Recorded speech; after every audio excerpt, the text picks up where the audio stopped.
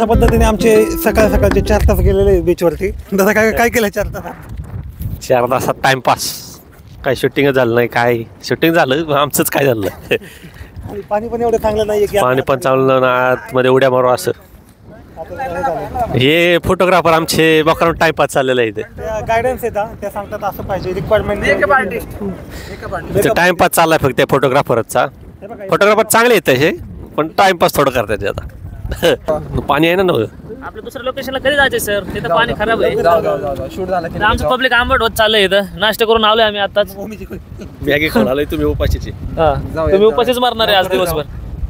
बी shoot संपूर्ण घेऊयात मग जाऊयात. चला मी तुम्हाला कपल दाखवतो आमचं. कपल बघा, दाखवा शूटिंग दाखवा. फोटोग्राफी आहे अभिजित.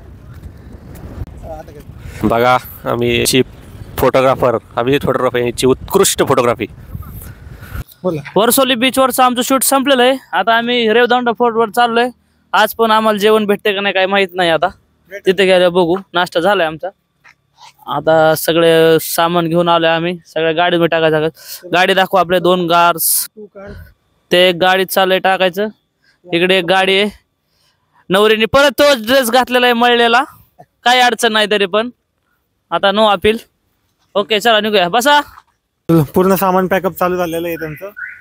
इल्टिकामध्ये याच्यात लाटा वगैरे येत आहेत फ्लो. हे बघा किती मोठ्या लाटा येत आहेत.